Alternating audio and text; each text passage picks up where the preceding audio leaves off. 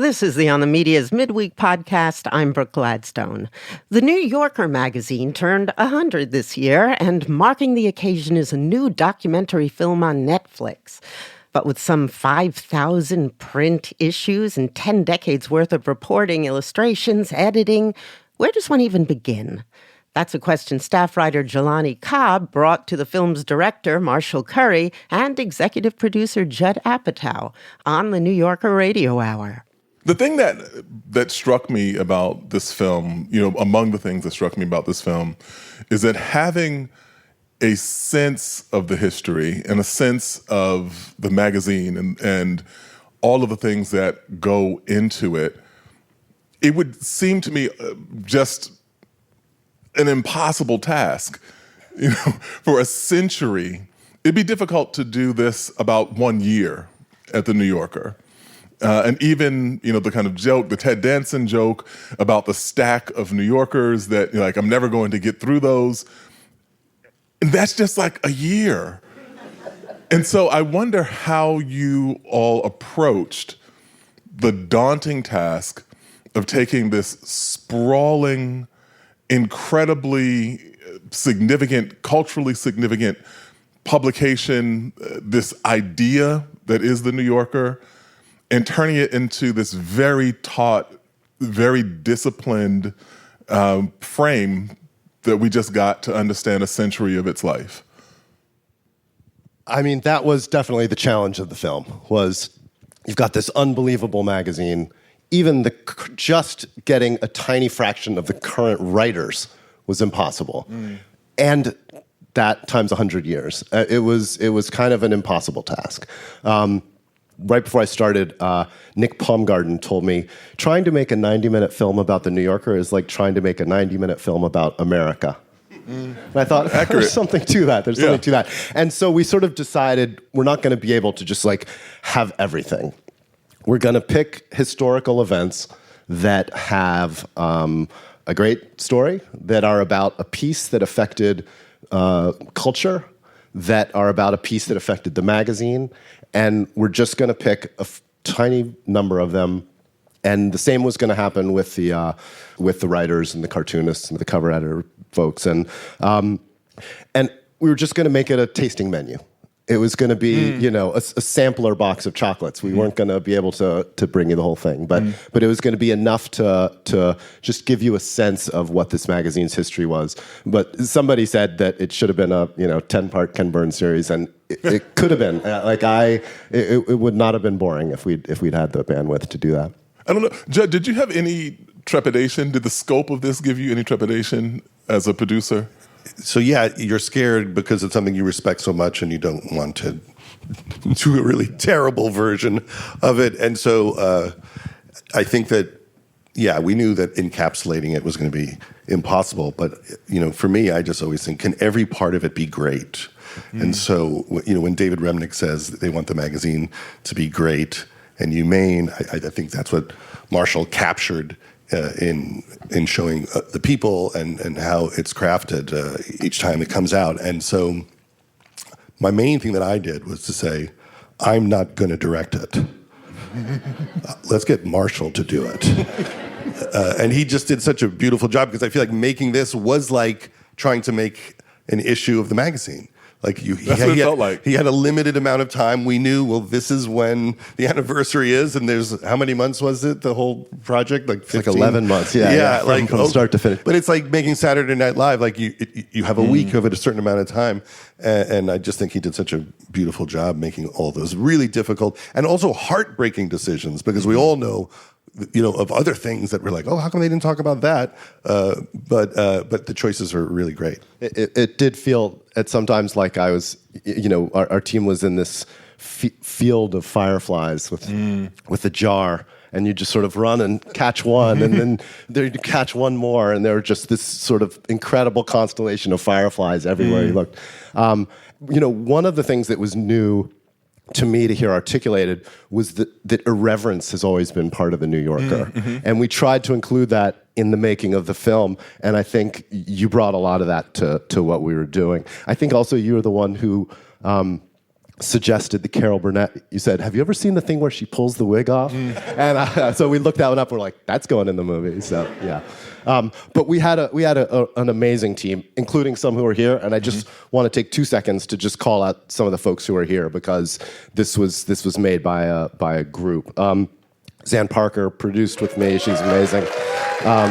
Elizabeth Martin, who's a producer, also my wife. So Peter Yost, Steve Bennett, Lizzie McGlenn, archival producer. Norn Jordan did the unbelievable animation. Josh Church, Helen Estabrook, Sarah Amos. And of course, everybody at Netflix who's made this whole thing happen, and everybody at The New Yorker. I know there's some New Yorker folks here. You guys were incredibly patient with us in your space and incredibly generous with your time. I'm curious, given the amount of material that there is to work with, how did you approach the archive? And how much stuff did you look at from previous eras and previous decades of the magazine's life? We probably started with, 15 or 20 kind of greatest hits stories that if you ask anybody who knows The New Yorker, what are the stories that are the main stories, the top 20 or so come up frequently. So we kind of started with that. And then, yeah, like I said, we were looking for things that affected the magazine, that affected the history. And of course, we're making a movie. So it also had to be something that had a visual component. I remember the first time I met David, when I was sort of pitching myself on the project, I said to him, frequently young filmmakers will ask me for advice about what makes a good documentary. And my stock answer is, there's some stories that are great New Yorker stories, but they're not documentaries, because a documentary has to be visual. And I said, David, I got to tell you, I feel pretty weird because I'm here pitching my cautionary tale that I tell hundreds of young people not to do. But it just seemed like there were so many brilliant people and so many amazing stories that it was worth figuring it out. But so finding things that were visual was part of what narrowed our list down. And then, we edited more of these historical stories than finally made in the film. We shot more writers. I mean, Adam Gopnik and Jill Lepore and these like amazing people who I loved. And then as the movie had to get smaller and smaller, we couldn't include it all. But and it was reading books, it was watching documentaries, it was doing, our archival team did an unbelievable job of scrubbing archives and trying to find what could you make a little mini film from. Is it okay if I turn your own question back on you and ask both of you how you became aware of The New Yorker, or what your earliest kind of consciousness about The New Yorker is? I'm very embarrassed to answer this question, but it wasn't like that last long week. ago. But it is pretty bad. I'm from Long Island, and my magazine of choice, I don't know if you've heard of it, it's Us Weekly. And, that was most of what I was reading. TV Guide, I'd read it like a book, because there were articles at the front. And so I was writing a movie with Owen Wilson, and I went to visit him in Texas. And his parents are very cool people, and his mom, Laura, was Richard Avedon's assistant and did the Old West photo collection and is an amazing photographer. And Owen was talking a lot about The New Yorker, and I had heard of The New Yorker before, but I don't think I had read it. And I just was so embarrassed that it sounded smart, and I couldn't talk to Owen about it. I just was embarrassed. And then Wes, obviously was very into The New Yorker, and I just thought, what kind of a Long Island idiot am I that I don't know about this? And then I started reading it then. So the answer is 42 years old. And Marshall, what about you? I grew up in New Jersey mostly, and my parents got The New Yorker. It was this thing that I would look at the cover and flip through the cartoons, and that was sort of it. And then, over time, I started reading the Talk of the Town, and then maybe a few more articles. And then, in my 20s, I got my own subscription. But so I actually have always liked it. I can't say, making this film, I realized that there are real fanatics about the New Yorker. I couldn't have named all of the editors, and I couldn't have there are people who really know the New Yorker. I was not one of those. I was like a casual consumer, but I liked it, and I thought I knew how smart the people were who worked there and how creative they were and how unusual their obsession was. And so that was kind of what drew me to it. One thing I just wanted to say that I also think Marshall did so well that we were excited about is just telling the story of the people who work at the New Yorker, because people are so tough on journalism, and I never understand it when everyone's mad at the media at the level they are. But when you watch something like this, you see how dedicated and honest and amazing everybody is, and I think it's really important to put things like that out in the world.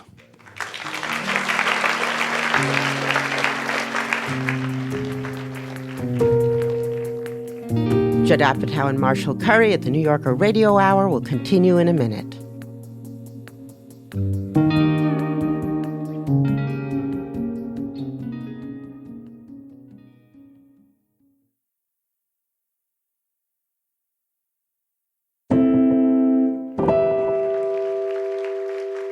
I have to say one thing I really appreciated, I kind of laughed out loud, was the inclusion of Bruce, the office manager. When I first got to the New Yorker, like every problem that I had, they sent me to Bruce. And it could be anything, like I feel like I'm getting a toothache, go talk to Bruce. You don't know what to do. It was like every single thing. And like at every institution, probably at your job, or at your kid's school or whatever, there's that one person that seemingly makes all of the things, all the engines work. And so it's always like, Bruce, what exactly is in your job description? I do want to ask if there was anything, aside from the scope, which we've talked about, if there was anything else that was a particular challenge in doing this project. I mean, the number one challenge was scope. Just how do you get it all down? The other challenge was that there wasn't an obvious arc to it. Most of the movies that I make are one or two people who want something, and then they have obstacles, and at the end they get it or they don't get it. And so we had to figure out, how do these scenes fit together? How do all of these characters who are connected by this magazine but don't necessarily all work in the same space together, interact with each other, how do we build something that feels linear like a movie? But I'll say the other big challenge was that everybody who works at the New Yorker knows how a profile works. And that makes them hard to make profiles about. Right. Because I remember there's a trick that you learn as a documentary filmmaker very early. When you're interviewing somebody, you ask a question, and then you let the person answer, and then you don't speak. Yes, that's right.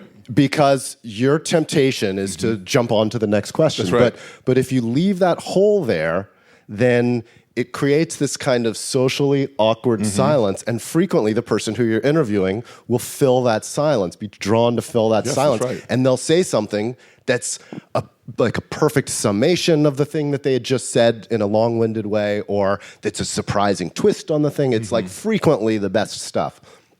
And I was interviewing David, and he said something, and I waited, and he looked at me, and he nodded.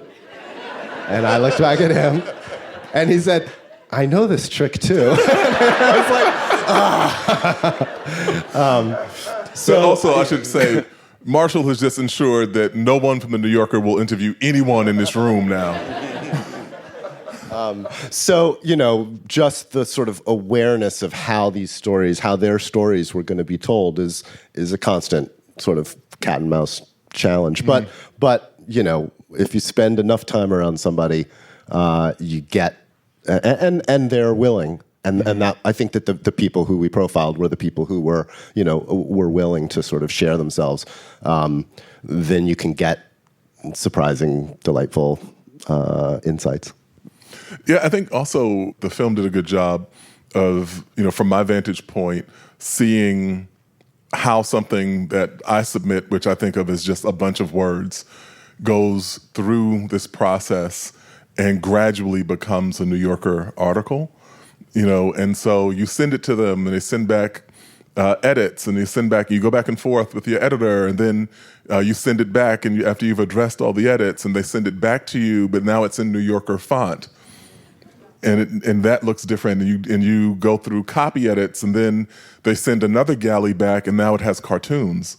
And over the course of it, it turns into this thing that you wrote, but you don't wholly own. Like, it becomes a part of this entire collective undertaking.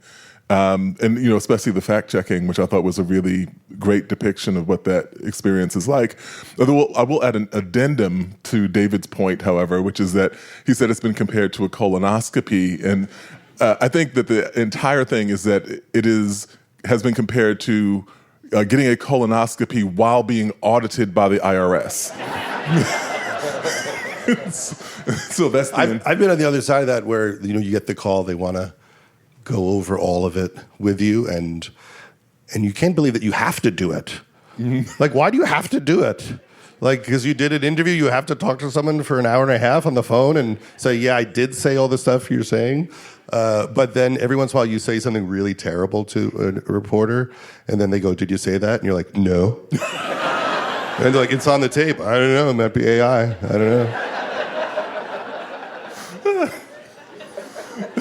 know. So I do want to talk a little bit about history, which is that you pointed this out. It had never occurred to me prior to you making this point, but 4 of the 5 editors in the New Yorker's history have been non-native New Yorkers. And I wonder if just kind of in the course of doing this, and getting an assessment of who Harold Ross was and who William Shawn was and so on, if that registered in any way, if you came up with any kind of armchair theory about like what binds these people together, or what maybe common themes there are in these figures that have led the publication. Yeah, I mean, that was something that surprised me. If you asked me the day before I started this project, who do you think founded the New Yorker? I would say, some Princeton guy from the Upper East Side or something. And no, it turned out it was a high school graduate from a Colorado mining town. And that is a big part of what makes the New Yorker, I think. Not to say they don't have any Princeton guys there, but also there is an outsider perspective to New York. And I've heard Susan talk about it too, just that if you have an outsider's view, you can see things that insiders can't see. There's a famous E.B. White quote that we considered putting at the beginning of the film that basically talked about the 3 New Yorks. Yeah, that's right. Mm-hmm. And there's the first New York, which is the New York of the locals who have been here forever, the native New Yorkers. Then there's the New York of the commuters, and then there's the New York of the settlers or the pilgrims, the people who come to New York looking for something. Mm-hmm. And E.B. White says that the first gives it its stability, the second gives it the churn and the money, and the third gives it its passion. And that third group is a surprisingly significant number of people who've run the New Yorker, the people who built the New Yorker, and the people who are there now. I mean, there are lots and lots of folks who work there who are outsiders and bring that kind of love of New York, but outside perspective. Mm-hmm. I mean, it seems like that is like the quintessential New Yorker, which is, I'm a native New Yorker, but my mother came here from Alabama and my father came here from Georgia. And in some ways, I feel like they were more New Yorkers than I am, because I've always taken the city kind of for granted in that way. And so, Judd, I wondered, you were attached to this project first, if I understand correctly. What was the draw? What was the appeal? Or was it just, I'll show that Owen Wilson? Well, I mean, I love the magazine. I love this festival. And so You can applaud for that. Thank you. And I also love movies like this. Like, this is the kind of movie and documentary that I want to exist. And that's basically how I decide what to do. But I've also had such a nice relationship with the magazine over the years. I always remember being at this festival in 2007 with Seth Rogen right after Knocked Up and Superbad came out. And it was just one of the most fun nights of my entire life. David Denby interviewed us, and it was so great. And also, this sounds strange, but when I made The 40-Year-Old Virgin, there was a review that David Denby had for it. And at the end, he said something that really inspired me in my writing. Afterwards, he was talking about Catherine Keener's relationship with Steve Carell, and he said something like, you know that this relationship is going to be really hard, but it's going to be worth it. And I felt deeply understood in what I was trying to express in the movie, and it kind of gave me the courage to write Knocked Up, like, oh, you could write complicated relationships that are kind of rough at times. And so I've just always felt that connection with the magazine and people like Richard Brody, who's always been very kind to me. And so I was happy to be a part of this in a tiny way so I could pretend I'm part of the New Yorker. Since this is so deeply concerned with history, is there any kind of idea that the materials that you generated that didn't make it into the film, will that ever be available? Will that ever be part of the New Yorker's archive? Will someone be able to, say, a researcher in the future, be able to go and look at, 3 interviews that didn't make it into the... That's probably a Netflix question, really. Okay, so people on Netflix. So you have some people from Netflix here. Let's make that happen. I do. In the old days, we would have DVD extras that you would put at the end of the DVD, because we do have scenes that we cut, long interviews that we did with lots of folks, history that we explored. So I think Netflix is here tonight. Let them know. You should cheer for this. Let's ramp up the pressure. We'll have to follow up later and see what they think. We have some questions from the audience. What was something about the current magazine or its history that surprised you during your research or the filming? To be able to witness the level of obsession was surprising. Like, I'd heard people talk, oh, the New Yorker has this fact-checking department, and oh, the New Yorker's, obsessed with their work. But to see a 5-hour meeting where they literally go through paragraph by paragraph and argue about whether a word could be a better word. Not even factually, but just like, would this be more precise? Would this be better? To see how kind of ridiculous some of the obsession is. Ridiculous in or let's just say inefficient. Like, they have 20-something fact checkers on staff. They spend so much time, and they're competing with magazines and internet stuff that's just slop, that's just pouring out. And it's like admirably inefficient. It's like monks who are copying the books over as the barbarians are destroying the libraries. That's what it feels like. And sometimes you're like, are these people like Amish, or are they like the saviors of culture and intellectualism? So one of the movies that I looked at when I was trying to find models was Jiro Dreams of Sushi, which is sort of a weird choice for a movie about a magazine, but it's about obsession. It's about picking something that you love and being totally obsessed with it. And I started to think that it was kind of a metaphor for what the New Yorker does, which is they're not trying to compete with McDonald's hamburgers. They're going to make carefully crafted sushi from that day's fish, piece by piece, for a very small setting of people who really appreciate it. I frequently have a question that I want to know the answer to. That's what propels me. And in this case, the question was, how does the New Yorker exist when Newsweek and Time and U.S. News Report and Life and Harper's to some extent, that all of these things have been, either shut down or tiny, shadows of themselves. How did this magazine do it? And I think that the answer is they make a product that you cannot get for free on the internet, and they ask people to pay for it. And it's kind of amazing.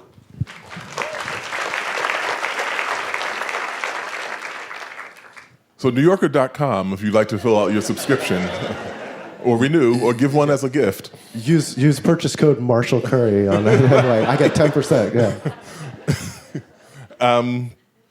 What stories or sequences in your time filming did you love but had to cut?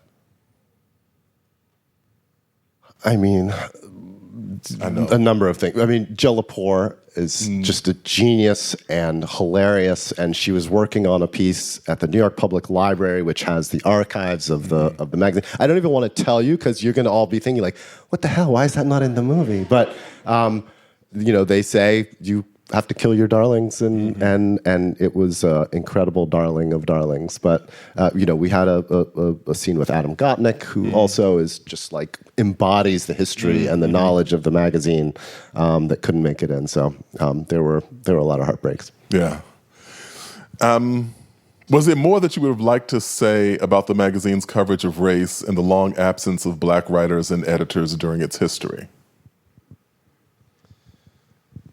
Yeah, I mean, you could make a movie about that probably, but it was quite a while before they began to explore the black experience in a serious way, and before they started to have black editors and black writers. And I mean, each of these 3-minute historical beats in our film could be their own film. Charlene Hunter Galt, who was the first black staff writer at The New Yorker, talks a little bit about her entree to the magazine in her latest collection of essays. If you look that up, she does talk a little bit more, and you can get a little bit more of a kind of full exploration through her viewpoint of entering the magazine and the climate that she came into and so on. And I think Jamaica Kincaid has talked some about that as well. But, there could be a sequel to this, don't you think? Like, isn't that what we're trying to say to Netflix, who's here somewhere? So when we were backstage, we were talking a little bit about this, about how central humor is in this film, which is when I first sat down to watch it, I was expecting, it's like, oh, okay, we'll just kind of go through the history of the magazine and we'll see, and like, Tina Brown's era, brought these changes and so on. But, like the audience, I laughed out loud. And I wondered if that was meant to be a kind of reference to the magazine's origins as a satirical publication, or how did that editorial tone come about? We talked about it from the beginning. There's a version of this that's feels very kind of dusty. And then there's a version that's what the magazine is, which is very alive and in the moment of today. Mm. And it does sort of structurally mirror, as you said, the fact that the magazine was founded as this comic weekly and then over time became more serious. Our profiles that we ordered kind of do that too. We sort of focus on the cartoons near the front, and then the politics happens, and then closer to Tina Brown's era, we discover celebrity profiles and things like that. So it has a rough structure that follows the tonal changes of the magazine through history. Is there anything that we haven't talked about that you think is important for the audience to know? I guess being a journalist is really hard today. Being a fact-based journalist is really hard today. And this movie is intended to be a celebration of that hard, underappreciated work. And I think some of our favorite responses after we've screened the film, I've heard a couple of young people say, I never thought about being a journalist before, but from watching the film, it kind of seems like something I'd want to do. And to me, that's a great review for it. Did you tell them to come to Columbia Journalism School? No. It's like, I'll give you some cards. That's right. One other just anecdote is that as we were finishing the film, we needed a song for the final sequence, and we needed something that was New York themed, but it needed to have like a dynamic range that could both sort of sit underneath David Remnick talking about the importance of the magazine, and also under party footage, and then would have like a little punch when you go to the credits that would say New York. And we were just trying all these different songs, and I texted Kela Fasana, the brilliant critic, yeah. music mind that's featured in the film. And I said, do you have any ideas for a New York song that would work? And he said, what if you got somebody like Matt Berninger from The National, this sort of like cool indie rock band, to record Taylor Swift's Welcome to New York? And he didn't know, but I'm super good friends with Matt Berninger. And Matt's wife was a fiction editor at The New Yorker. And I had been talking to Matt as well of like, can you think of any songs? So I called him and said, hey, I just had this idea. Would you be willing to do this? And he said, well, the problem is, we were talking on a Saturday. He said, on the day after tomorrow, I'm going to California to rehearse. I'm about to go on tour. And he said, but tomorrow, I could go into the studio and record the song. And he said, but I don't know if Taylor Swift's going to let you use the song. Like, you know, she's Taylor Swift. Like, and so he said, I'll record it. If you can get the rights, then you can use it. If not, then whatever. And so he recorded the song. He sent it to me the next day. We cut it into the film. It was perfect. It had like all that fun dynamic range. It was cool. It was smart. It was poppy. I write Taylor Swift an email. 2 days later, she says, sure. You know, How do you have her email? Yeah, it's like Taylor Swift never replies to my emails. So that's the song at the end of the. It's an unreleased version of Taylor Swift's "Welcome to New York." I think it'll be coming out at some point. Ladies and gentlemen, Marshall Curry, Judd Apatow. Thank you for your work. Thank you for the film.